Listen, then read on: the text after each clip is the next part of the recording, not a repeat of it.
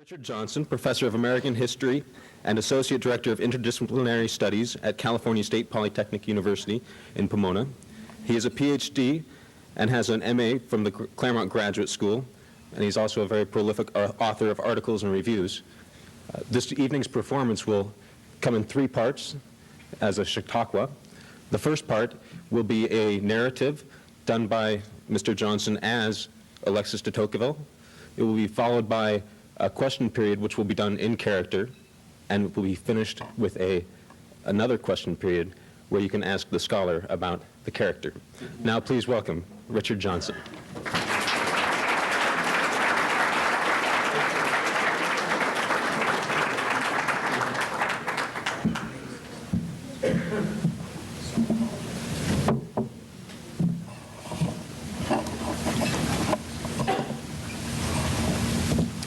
Good evening, messieurs et mesdames. I come before you this evening to bid farewell to you and your wonderful country. For the past 10 months, since my arrival in May of 1831, I've traveled through much of your land, spoken with many of your leading citizens, and thought deeply about all that I saw and heard. With Gustave de Beaumont, my companion and fellow investigateur of America, I've traveled from the orderly civilization of New England townships to the sublime wilderness of western Michigan territory.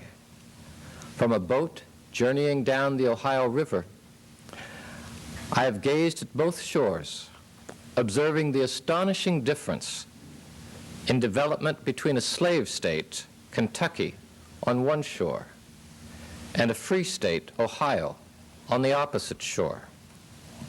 On the bank of another river, the Mississippi, I have witnessed the utter despair of a tribe of Choctaw Indians forced to remove themselves from their homelands and seek a new refuge west of the great river. I've been in Washington, met with your president, and seen your national institutions of free government. Throughout all my travels, I have observed closely, read widely, talked to many people, and in the quiet of my room at night, I have recorded my reflections in many journals and notebooks. Tomorrow, I shall return to my native France, where I shall publish my thoughts in a book which will be about your democracy in America. It will alert my country, and perhaps all of the progressive nations of the world, to the growing tide of democracy, so that perhaps we may not foolishly resist it, but instead use it wisely to our benefit. But before I go, several of the people here tonight have asked that I share with you some of my reflections. You are a young and vigorous country, and you are always interested in how the rest of the world perceives you. You may be interested first to know how I arrived at the conclusions I am about to present to you. Beaumont and I read everything we could in France, not only about America, but about democracy. Here in America, we carefully explored your libraries and court records, held long discussions with many of your most celebrated citizens, including your current and former president, and carefully wrote the details of our conversations and observations. My notes alone fill 14 notebooks. In all our investigations, we were looking for the essentials of democracy, the first causes from which all other actions emanate. Now, there is one more item about me which might help you to understand the thoughts I'm about to present. I was born Alexis Charles Henri Maurice Clérel de Tocqueville, a member of the French aristocracy, that class of noble citizens which gave our country the king and which ruled France for centuries. But the democratic revolution in France some 40 years ago changed all of that. In the aftermath of the revolution, the power of the aristocracy was destroyed, and many members of its class, and the king as well, were taken to the guillotine and executed.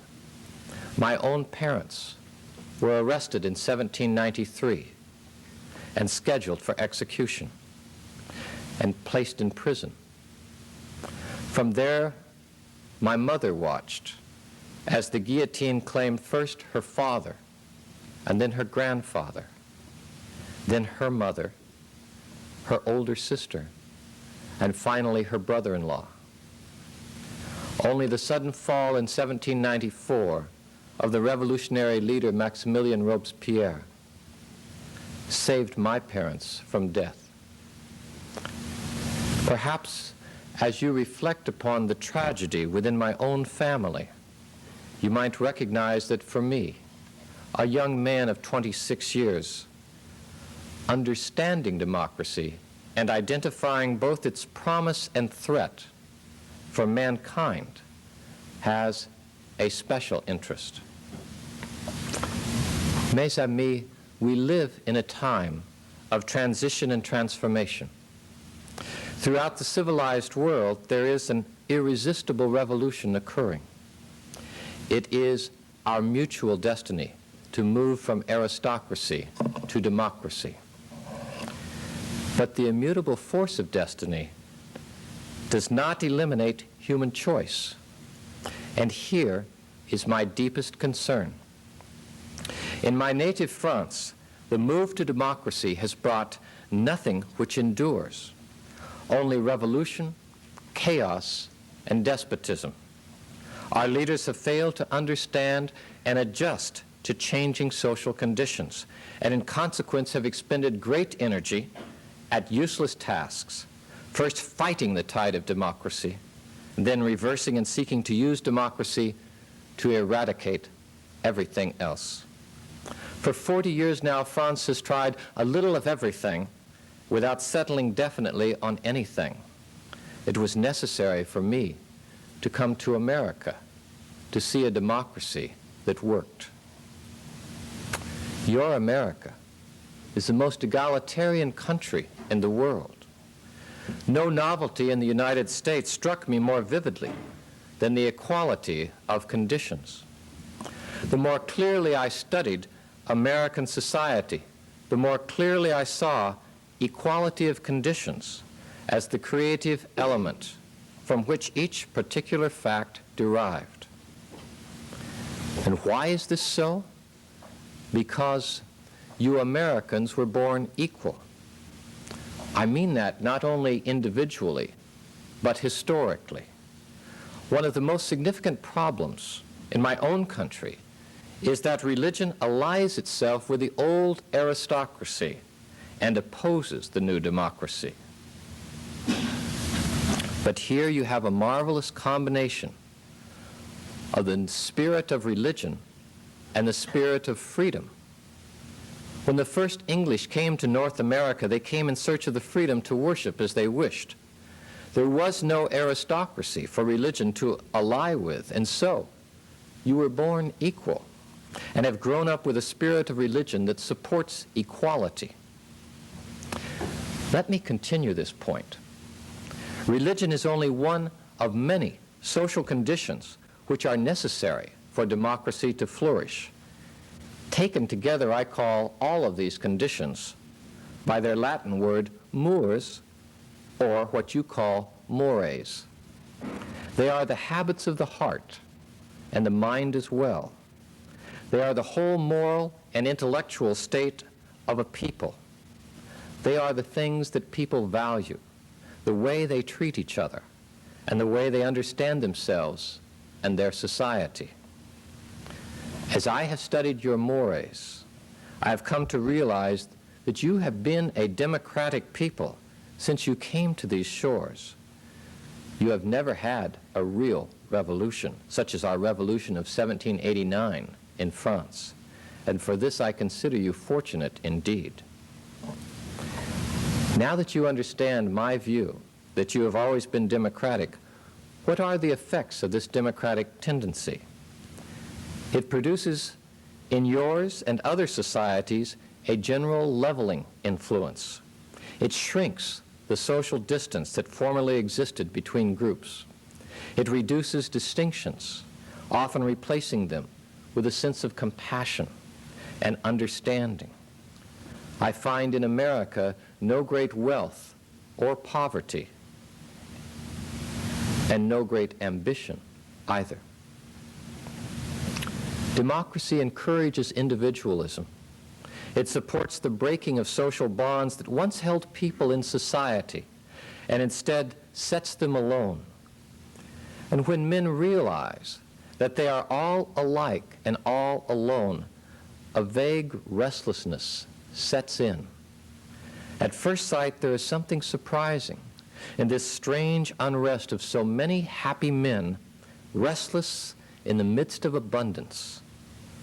But then one begins to realize that where nothing is permanent, and where only with great exertion can an American raise himself above those around him to attain some modest wealth or status, a restless anxiety arises. Men will then be seen continually to change their track for fear of missing the shortest cut to happiness. An American will build a house in which to pass his old age and sell it before the roof is on. He will plant a garden and rent it just as the trees are coming into bearing. He will clear a field and leave others to reap the harvest. He will take up a profession and leave it, settle in one place, and soon go off elsewhere with his changing desires. Death steps in the end, and stops him before he has grown tired of this futile pursuit of that complete felicity which always escapes him. I said at the beginning of my speech that democracy is our destiny. What kind of democracy we will have depends in part on our social conditions. It also depends in part on the choices we make. We have the power to make democracy either a blessing or a curse to mankind. With that in mind, let me point out some of the dangers of democracy. The greatest danger is the destruction of liberty by a tyranny of the majority. This tyranny may take many forms. In one form, a majority might use its strength in government to ride roughshods over the rights of minorities. This seems to me the most likely form to occur.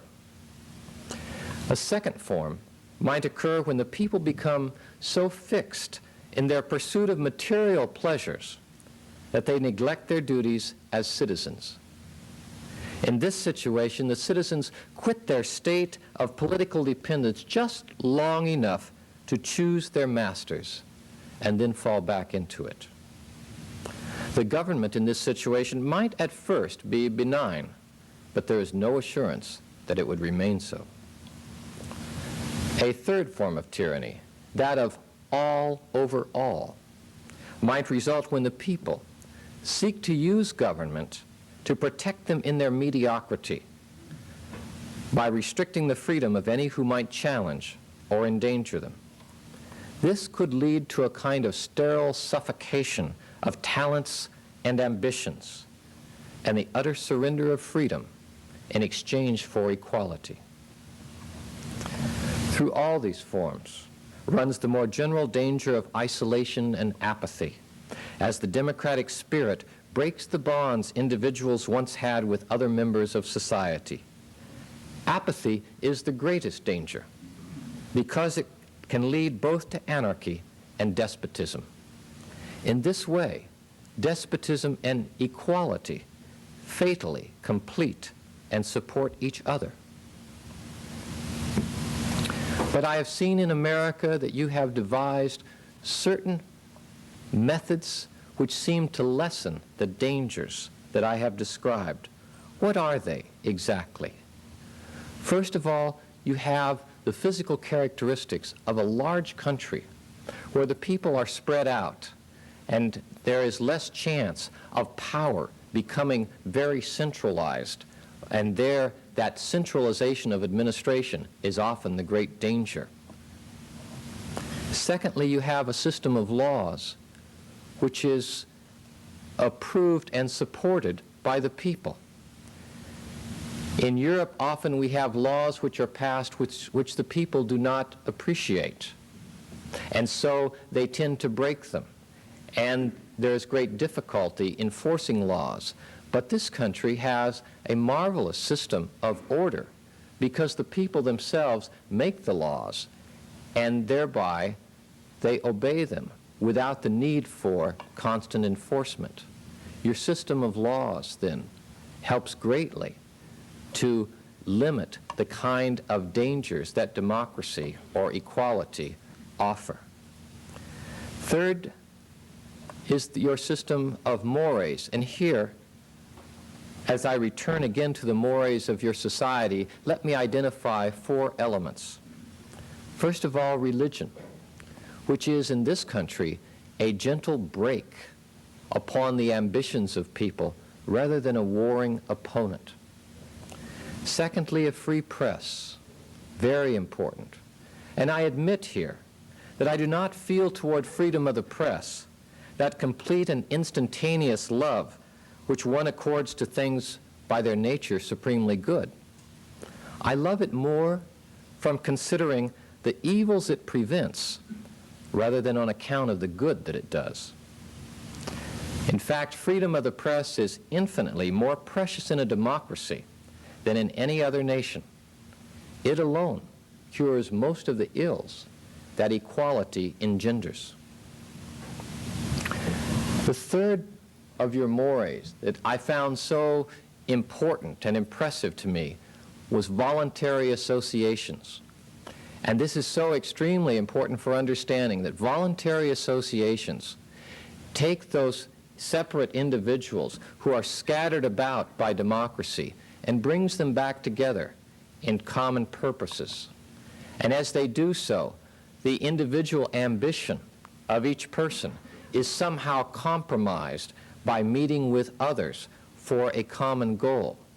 And so each person comes to realize his need to understand the interests and needs of other people in society. That very movement of equality that drives people apart is counteracted by voluntary associations. Voluntary associations also work to help those minority groups in society to come together and to have a voice which might otherwise be lost as the majority seeks to create its own will. Finally, I discovered in America something which surprised me greatly, a philosophical outlook, a way of mind, which I called self-interest properly understood. I expected to find in democratic societies, and I see it frequently in France, that people become so caught up with their own goals and their own desires that they pay no attention to the needs of those around them. But in America, it was a common experience to find people understanding that their self-interest was connected to the interests of other people in society. And so they tended to limit their own desires in order to accommodate the will and the needs of others. This voluntary restraint is so important because it allows for freedom in a democratic society to continue. If the restraint were not voluntary but imposed from above, then freedom might eventually disappear, and with it would disappear much of the energy and vitality and strength that your nation represents. Now, if anyone asks me what I think is the chief cause of the extraordinary prosperity and growing power of this nation, I should answer that it is due to the superiority of the women compared to the French women. In America, as I have seen, men have prized women, and they have done everything to raise her morally and intellectually to the level of man. In this, I think they have wonderfully understood the true conception of democratic progress. Now, despite my praise of America, I am not overly pleased with democracy, and I will tell you why. In a democracy, almost all extremes are softened and blunted. Almost all salient characteristics are obliterated to make room for something average, less high and less low, less brilliant and less dim than what the world had before. When I survey this countless multitude of beings, shaped in each other's likeness, among whom nothing stands out or falls unduly low, the sight of such a universal uniformity saddens and chills me, and I am tempted to regret that state of society which has ceased to be. It is natural to suppose, however, that not the particular prosperity of the few, but the greater well-being of all is most pleasing in the sight of the Creator and preserver of men. What seems to me decay is thus in His eyes progress, and what pains me is acceptable to Him. Equality may be less elevated, but it is more just, and in its justice lies its beauty. Thus, in all of this, I am hopeful for the future of democracy and of democracy in America. But I must tell you, there is one area I have not yet mentioned where I see great problems for America. In France, democracy advances in fits and starts, and the tragedy is that it ignores aristocratic virtues and attacks the spirit of religion. In America, neither of these things happen, and you are very fortunate, but you have a different problem of great significance. I refer to the problem of the three races in America. In natural intelligence, all three races, the European, the Indian, and the Negro, are equal. Yet the Europeans are clearly the strongest and most civilized. They are the first in enlightenment, power, and happiness. Their future appears to be secure.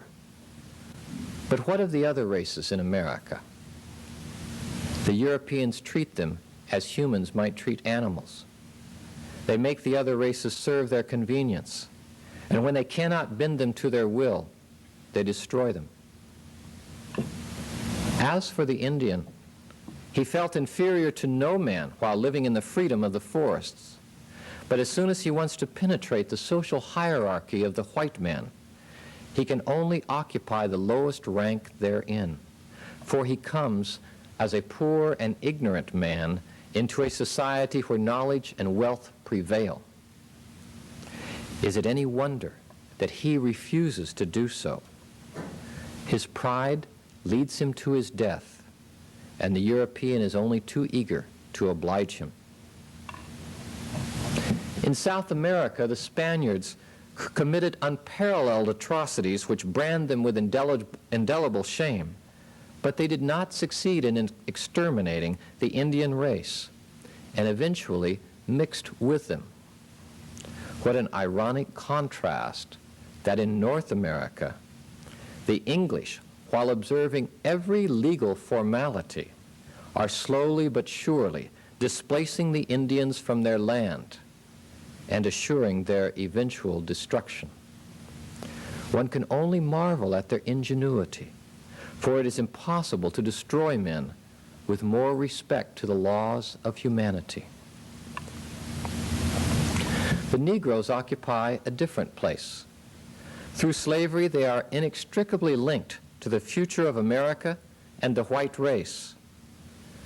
But slavery cannot last forever in a world moving towards equality. Already the English are emancipating slaves in some of their colonies. The French have done so also. What will happen when slavery ceases? I would hope that Negroes and whites will live together in equality. But none of the many Americans that I have questioned believe this will be the case.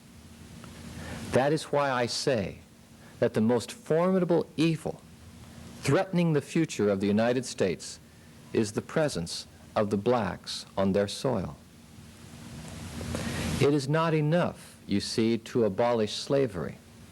The moderns will still have to eradicate three much more intangible and tenacious prejudices: the prejudice of the master, the prejudice of race, and the prejudice of the white.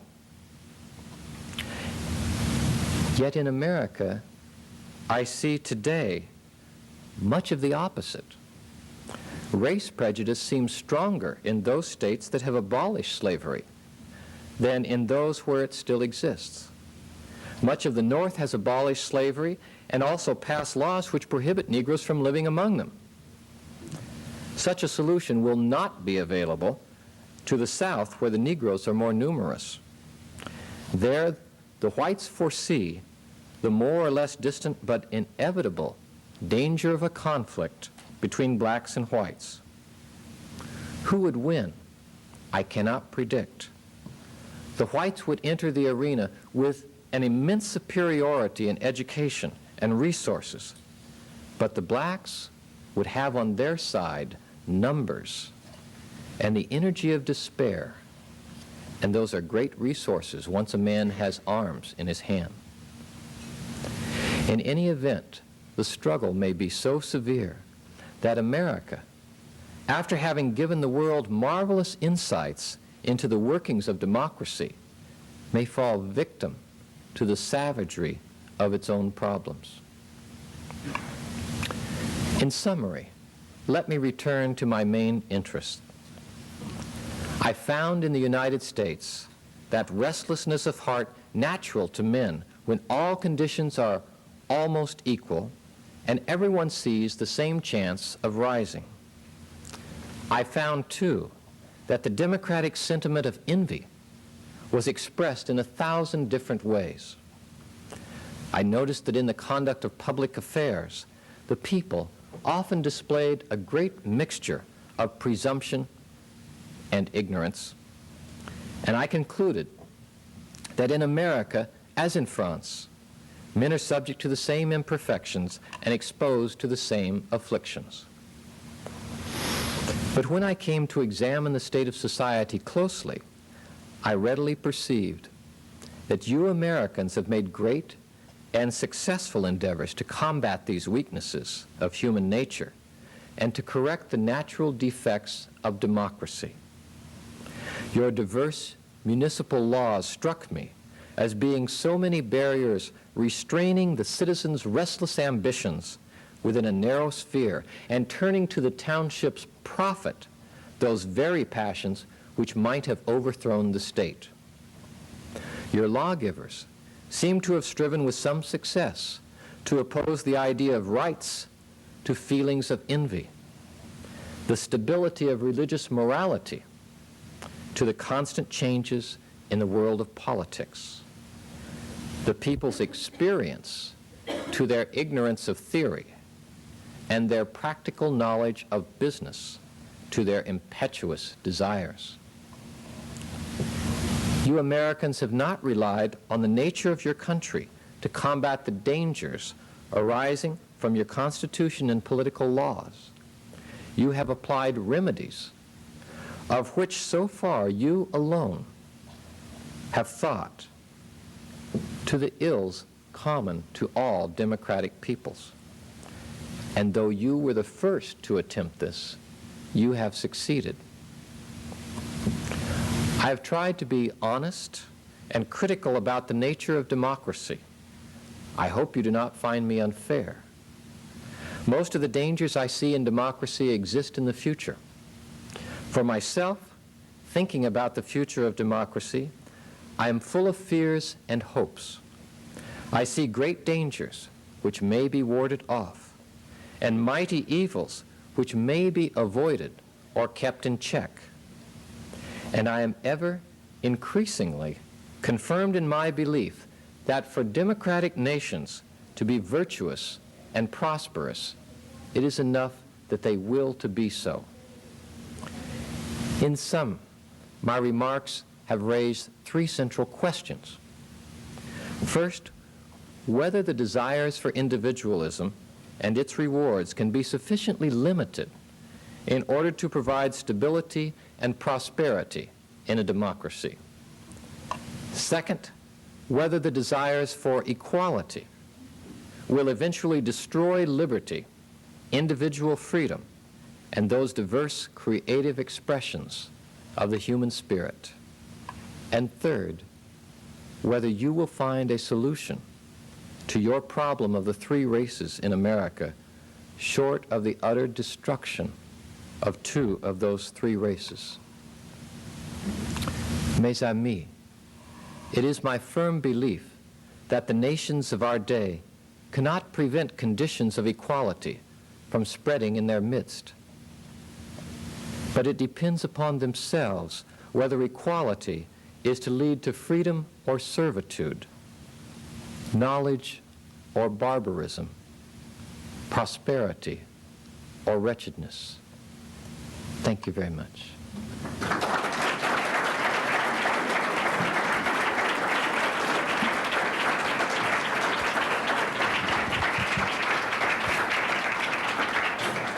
Questions for Alexis de Tocqueville?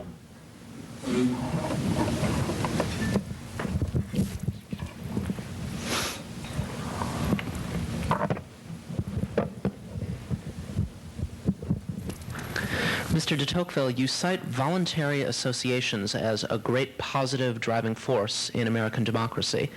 Yet, as you surely know, our founders, some of our founders, the Federalists, critiqued the notion of factions as being potentially one of the greatest threats to democracy. Do you simply disagree with them? No, I do not. It's been quite interesting to me to look at the way that voluntary associations work in America.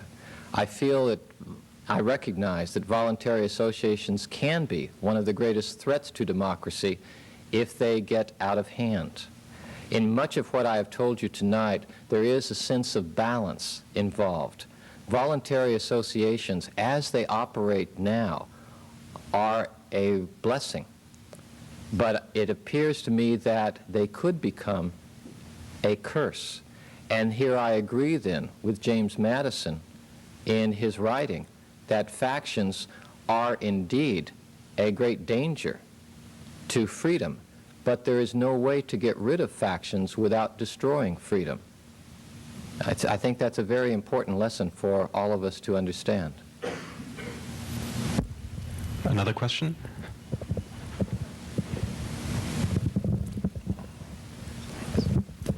Monsieur de Tocqueville, you had mentioned how you felt Americans treat their women much more with equality than Frenchmen, and yet your observations seem to be based upon interviews with men. And I was wondering, how many women did you talk to in depth? And do you foresee the day when women will ever get the opportunity to vote in America? There are two questions there. Let me answer the second one first. I do not perceive a day when women will ever get the vote in America. And not only that, but my comments about the way in which men have raised women to a level of equality offer a very different vision. What seems to me so valuable about equality for women in America does not regard them as simply men with dresses, but rather I see that what is so marvelous about the American equality is that men and women are in separate spheres. And the values of American society, the virtues of American society, are utterly dependent upon the role that women play in this society. Men have recognized that and have valued women and have entrusted them with the virtue of the Republic. I find this to be a remarkable experience. And as part of the answer to your first question, almost all of my interviews were conducted with men. I did, of course, talk with women. When Beaumont and I were in Boston, we had marvelous times. In the mornings, we would go and do our research. In the afternoons, we would have some free time, perhaps do some walking. And every evening, we were invited to balls and soirees and special events. And I recorded in my journal that it was utterly remarkable. All of the women spoke wonderful French. And so we had great conversations on various subjects. But when I got to the point, which is really the point of your question, of analyzing the role that women played in society and my recognition of equality, it was that unlike France, where to a great extent we have tried to shelter women and separate them from society, that the American form of equality brought women into society and gave them a role that was extremely valuable. It seems to me at this time that that is the very best form of equality that can exist, given the differences that do naturally exist between men and women. Another question. Can you explain a little bit about why there might be some sort of difference in the levels of equality when we live in a country where women might have more equality than women would in Europe, but the other races in America don't have the same equality that they might in Europe? The question has to do with the relationship between equality and inequality between different groups, and it's a very important question. When I said that the greatest danger threatening America is the presence of the blacks on their soil, I did not mean to say that it was because black Americans inhabited American soil, but rather because the issue was one of great inequality.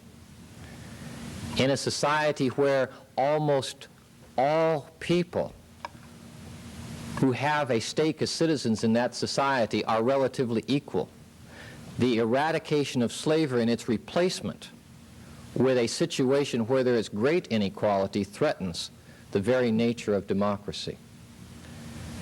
Democratic societies thirst for equality. They hunger for it. They are willing to go to war for it.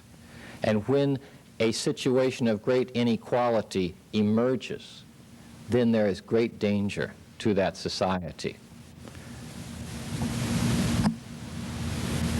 Part of the problem of America is its English roots. And I say this because in my conversations with French Americans and French Canadians, it was a very common experience to recognize that the French had intermarried with other races and other groups. It was the English who refused to do so. It was the English or their descendants who talked with me about the utter impossibility of blacks and whites even living together. And to me, this seemed a great tragedy. I wanted to look forward to a day when all peoples and all races would live together. I believe that ultimately the destiny that we all have is in that direction. But once again, I have to emphasize that is not a destiny which we are required to achieve, but rather on the way to that destiny, we may make many errors. We may indeed destroy ourselves in the process. Does that answer your question, or? Okay. More questions for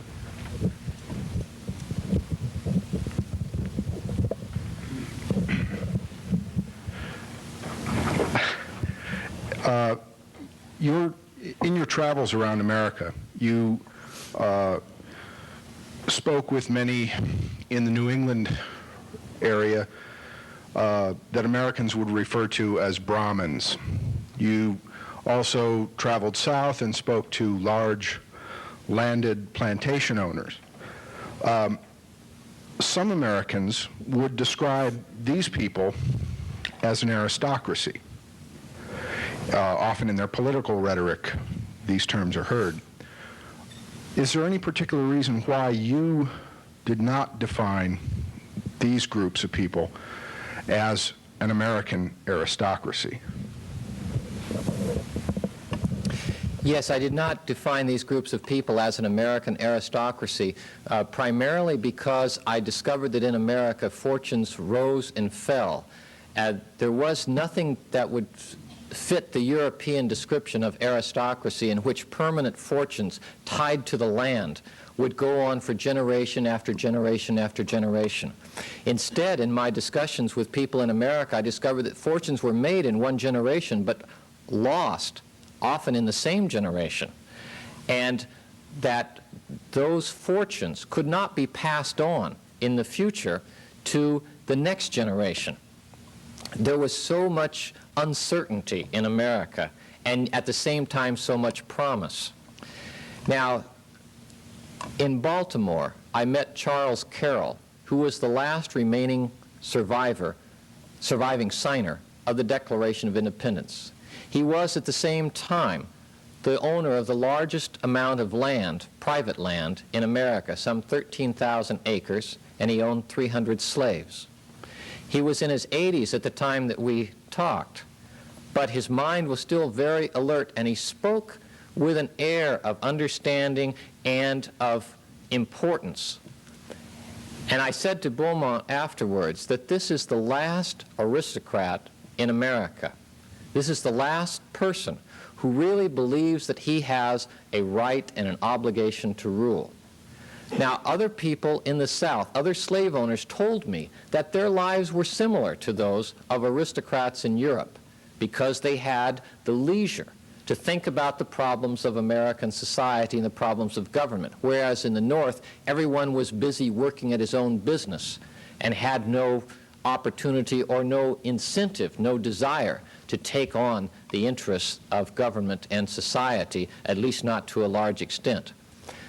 But one thing stood out in my mind, and that was the difference, and several people told me this as well, the difference between Europe and America had to do with the law of property being given to future generations. In America, these things happen. First of all, land would be broken up and passed on in equal portions to different children. In Europe, the tendency was for the oldest son to inherit everything, so great land holdings remained intact. But in America, it was divided. And this was one of the very important elements that made aristocracy of a European sort impossible in America. The other thing was that land was plentiful in America, so that people could move to other areas, other locations, and amass another fortune. So it was hard for an existing aristocracy to retain its power and importance because others were always rising up and gaining power and importance also. But the overwhelming answer to your question has to do with this incessant nature of activity in American society, commercial, financial, instead of landed. And for that reason, especially that reason, I saw that what we distinguished in France and in Europe as an aristocracy of people tied to the land with leisure to consider the problems of society and with a sense of duty that it was their responsibility to rule on behalf of society, that simply did not exist in America. And for those reasons, I believe there is no aristocracy in America. Education is considered by many, and I think by Jefferson, as essential to the functioning of a democracy. What did you find out about the extent to which the Americans were making education available to what proportion of its citizens? I was very impressed with the state of education in America. Not to say that there were people who were extremely well educated. There were some. I met them mostly in Boston, as the previous question suggested. And they had frequently been to Europe. And the evening I had dinner with John Quincy Adams, the former president, we spoke in French. He was marvelously fluent. I appreciated it very much. But the larger question that you raise has to do with the state of education in America in general. And here I found that all Americans were educated to some degree.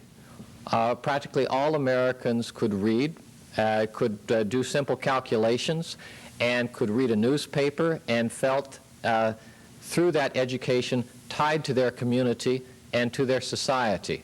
The way in which education occurred in America seemed to me to be extremely important, and I praise this as one of the most important aspects of American society.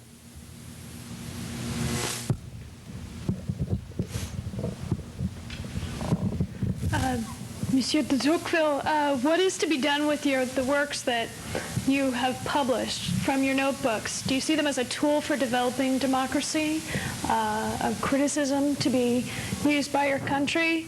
What was your objective in writing? If you read the works that I have written, you will rarely see the name of France mentioned, but I assure you that every sentence I wrote, I had France in the back of my mind. And my real concern in understanding democracy in America was to try to understand what elements of democracy could be carried to France. And if I now leave 1831 and move further into Tocqueville's career, still as Tocqueville trying anyway, I tried to become a political leader in France. I was for a time a member of Parliament and later a minister of foreign affairs for a short time. And I must say that I never fit in with any particular political party. I always had my own ideas and my own vision of what democracy needed to become, and it never quite fit the political struggles of the country. And so most of my life I was extremely frustrated by the failure of France to achieve the kind of democracy that I thought was possible for it. Now more questions for Richard Johnson. Okay. To follow up that question, do you see a lightening of the chaos following the Revolution, where you were born, or where the Tocqueville was born, and the chaos that's happening in the former Soviet Union now? Would they have something to learn from de Tocqueville's writings? The question, which sort of went in and out, was, do I see a similarity between the chaos after the French Revolution and the chaos after the breakup of the Russian, I should say the Soviet Union? And we're now into the point where it's time for speculation. I can leave Tocqueville aside a bit. I can't say exactly what he would say. All the people who read Democracy in America are struck by this one very brief passage where, as he's explaining what he thinks is going to be the future, he says that there will be two great countries in the future, the United States and Russia. You know, and you think, gee, 150 years later, how did he figure that out? Sometimes he wins on his predictions, most of the time actually. Yes, the question about, is there a similarity in the chaos that ensued? Yes, very definitely. Tocqueville, when he came to America, said, you know, there are real problems in democracy. This urge for equality threatens to break apart everything else. And he, I think, was accurate in this, in worrying about the possibility that as people get so caught up in their own desires, they forget about the need of a community, the need of a society, the need for people to work with each other and to support each other. That, he thought, could and would happen to any democratic society. The question then was what would prevent it from happening, and that's where he made so many important kinds of observations about American society. When you get down to it, part of what he says is, you guys are really fortunate because you had so much of this in the way you were organized. And to me, it's still a question, reading Democracy in America and thinking about France, whether or not a country can become democratic along the lines of America through revolution. Tocqueville said, you guys are so lucky because you didn't have a revolution. You guys are so lucky because when you got here, you were democratic. You thought you had something called the American Revolution, but it was simply an affirmation of the social conditions that were already there. It was, in that sense, you could call it a conservative revolution. I have to throw it back to you as a question, and I think it would be his question as well. Can a country go through a very difficult revolution and come out on the other end democratic? I think his answer would be possibly, but not without great struggle. Another question. Sir, in your view, what would Monsieur de Tocqueville think about the elections of 1994?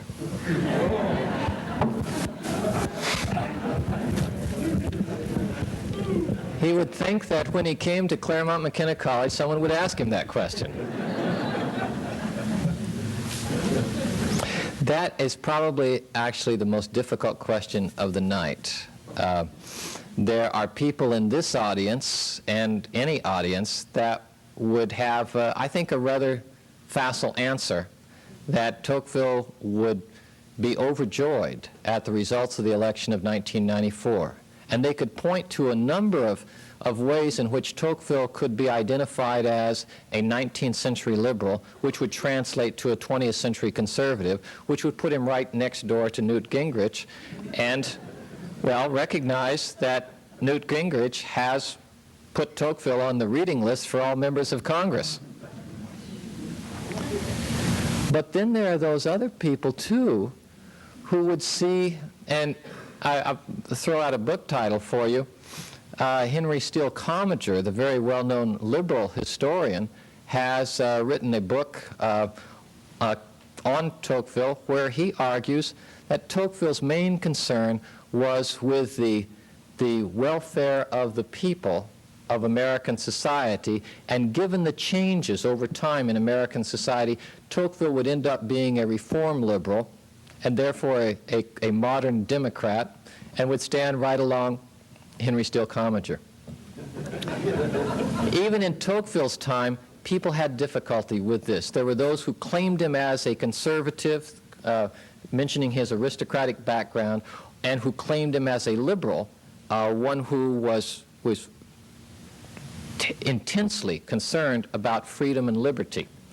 And the reality is that he never came down on one side or another. The really important thing about understanding Tocqueville is this sense of dynamic tension in society and his willingness to see this as almost a kind of organic relationship of things balancing each other and interacting with each other.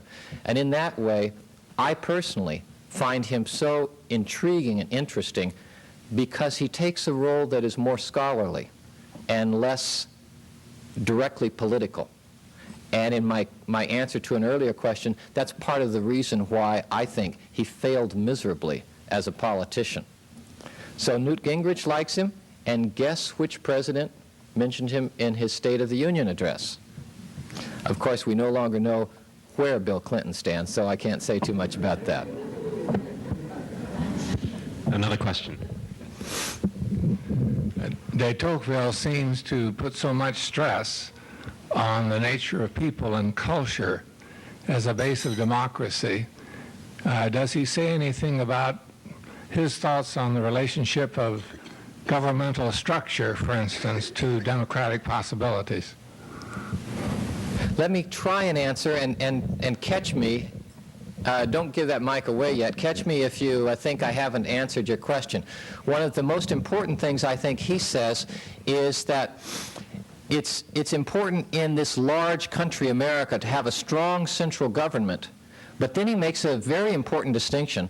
He says, but what is really important is that you avoid having a strong central administration. And he's all in favor, and he sees it as essential, to have the administration of affairs come down to the local level. He says this is the place where the lessons of democracy are learned, and this is the place where people have the responsibility and the vitality and the energy so that freedom is the outcome. He contrasts this to France, where he says everything is centralized, all the decisions are made in Paris, and the people in Paris don't understand what is happening in the rest of France. So he never really approaches the question of whether in a large area or in a large population, democracy then is a natural result or can be a natural result. What do you mean by democracy? I'm perhaps missing your question. Well, he spoke of the value of the individual as basic to democracy and as this being something which people had when they came to America. And I'm drawing a distinction here between that and governmental structure. And it seems to me that what you're answering is that he had a more Jeffersonian concept of democracy as being tied to the community, etc., rather than thinking of democracy in terms of larger numbers of people and areas. Well, he certainly recognized that the United States of America was a large area and there were large numbers of people, but in agreement with the phrasing of your question, he said in two incidences, one involving the nullification crisis and the other involving the bank war that involved Andrew Jackson and the Second Bank of the United States, he said that the central government really has very little power, and the power is in the states. Okay. And many scholars who look at those comments think he really missed the boat. He really misunderstood what was happening there, but he was so sure of himself that the real power not only was but had to be at the local levels. Excuse me, do you think de Tocqueville would have agreed with the idea that a political system is inherent within a particular society and that in spite of revolution, the political system persists? The examples, the most notable examples being what happened in Tsarist Russia and the Soviet Union and China, etc., that the system really hasn't changed. Right. Tocqueville would say yes and no. And here's I think the way that he would answer it. He would say, yes, there are very strong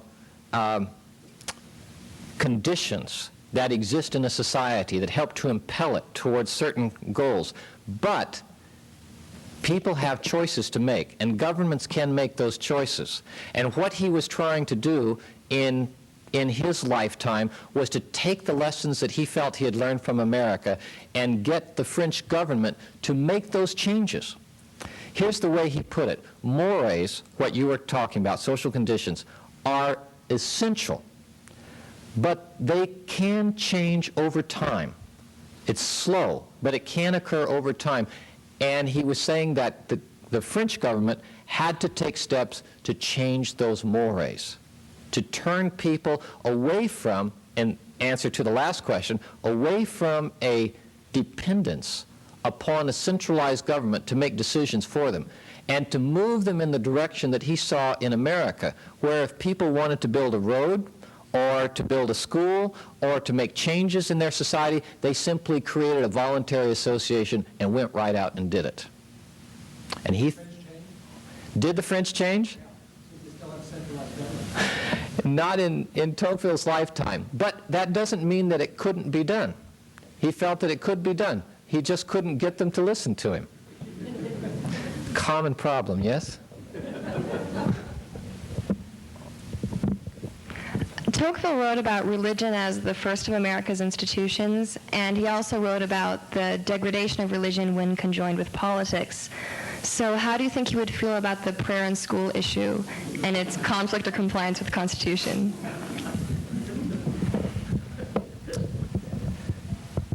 One of the things that Tocqueville liked about religion was the way that it infused society with a sense of virtue and morality.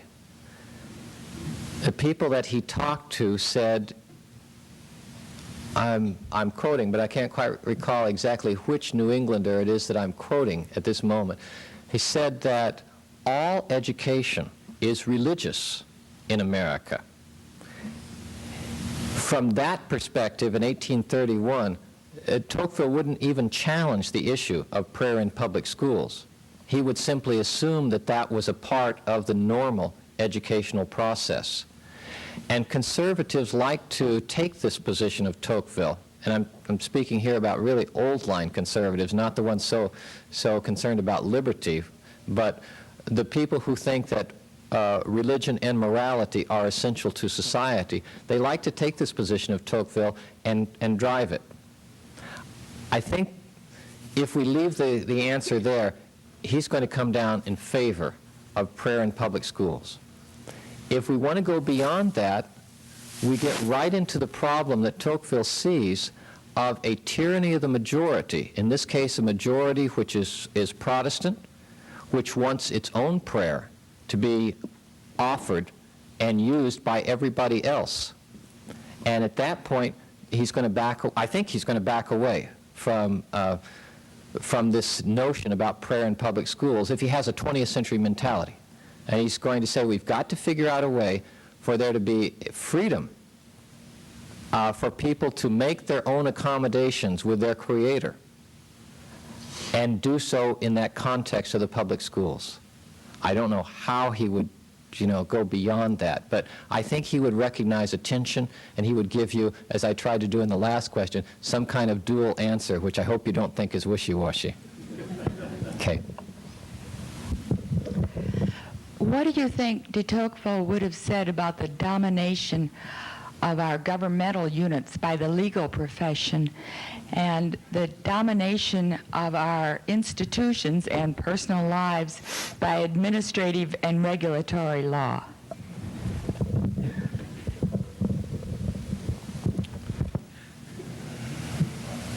Thank you. How many lawyers are there in this room? Okay, I'll be careful. First of all, well, you have to remember, too, who is it that's talking? He's a lawyer. He's a judge.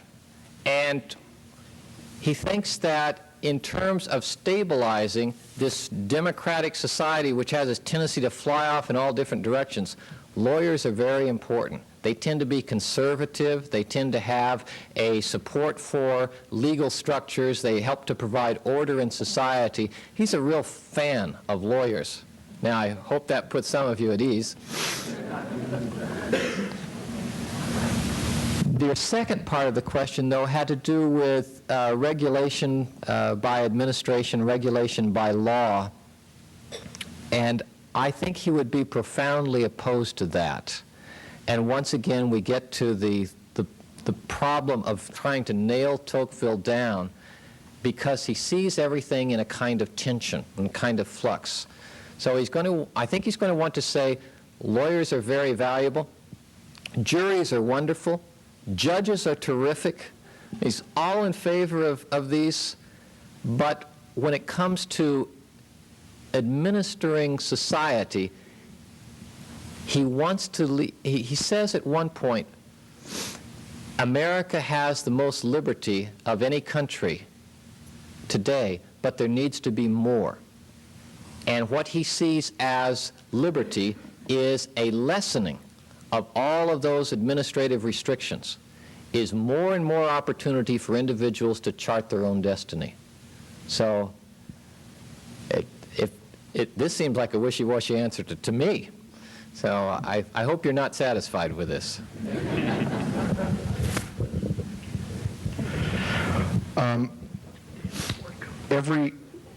It seems that every generation of American historians has quoted Tocqueville and used Tocqueville to bolster whatever happened to be the dominant historical interpretations of the day. And as we've seen this evening, and I'm sure as you've seen in your Chautauqua circuit, people often want to know, what would Tocqueville have thought about what's going on today? As a historian, how have you grappled with the problem of taking a historical figure out of his context and out of his historical time and place and applying him in what is really an anachronistic way to today's problems and questions and issues? That's a very good question for all of us to consider. And it happens not only in the case of Alexis de Tocqueville, but with other people as well. I was telling we're not televised nationally, so I can get away with this. I was telling a group before we had dinner that one of my colleagues, and some of you have seen him, performs as Thomas Jefferson. And last year he was invited to the White House to make a special presentation to Bill and Hillary and 250 close friends. And when he came back, I asked him, how was it? And he said, well, first of all, I learned that the president has no sense of humor. And he said, I told 3 jokes at his expense. And his wife laughed uproariously, but he didn't. And I made several comments. You know, Jefferson happened to make a comment, and my colleague repeated it, that no one with any sense would want to be, would dream at the age of 18 of wanting to be president of the United States. Well, my colleague reported that once he was done with this Chautauqua experience, that the first person to stand up and make a statement was the President of the United States, who wanted everyone to understand that Jefferson couldn't have wanted to be president when he was 18 because there was no presidency, you know. And my colleague just reflected on what an amazing experience this whole Chautauqua thing is, that for a few moments people really suspend their disbelief and move right into that period with you. You know, my colleague was trying to say, wait a minute, I'm not Thomas Jefferson. I'm just some poor guy from the 20th century who's trying to approximate him, you know. Don't get upset at me, you know. Like, don't kill the messenger. So there is always that problem. And I think that, you know, not only as a Chautauqua person here, but as a historian, any of the time that we raise issues like this, we're forced to deal with the question that you have. And my only answer is that you do so delicately. You try to be as honest as you can. Most of what you heard tonight as a speech from Tocqueville were his own words, not mine. And so you try to, you know, I really think as scholars you spend years and years trying to really become acquainted with the person, the period, the context, the way in which the ideas come together, the notions that people have, and the language that infuses those notions. So you try to be as honest as you can. And then come questions about the election of 1994. And you just have to do your best here, and all I could really say is yes and no and maybe, and possibly point to some kind of similar experience that Tocqueville himself had and tell that story, and perhaps let you draw your own conclusions from it. But this is an ongoing problem, and if some of you have some suggestions, I'd like to hear it. It's always a struggle. Sir, de Tocqueville had noted that primary education was available to all in America, but higher education was not as available. What do you think you would think of our present-day situation and with the new plan that President Clinton has for tax breaks for parents of college students? What would his thoughts be on that? Well, that removes the 1994 question from being the most difficult question tonight. You're home free. What would Tocqueville say about the tax breaks for middle-class people that President Clinton has proposed that would presumably expand opportunities for education? I don't know. The whole notion of expanding higher education to a large percentage of the population is just so foreign to him. It's kind of interesting here when he's talking about the literary character of Americans. He says that, in order to really be interested in the things that you would think of as higher education, people have to have leisure. They have to have a desire to go into depth into issues of the mind. And he said, I see so little of this tendency in America. Everyone is out there running like crazy, trying to get ahead, trying to get their little amount of money. He has a sentence where he says that democratic societies honor the superficial but quick mind at the expense, and they undervalue, he says, and they undervalue the deeper philosophical mind. That's a portion of his answer, and you're going to have to translate that. Does higher education today honor that philosophical mind, or is it now more in the direction of that superficial mind, higher education, aiming towards a job that will make you wealthy? Tough question. Unfortunately, we're all out of time for tonight, but thank you all very much for joining us, and please thank Richard Johnson.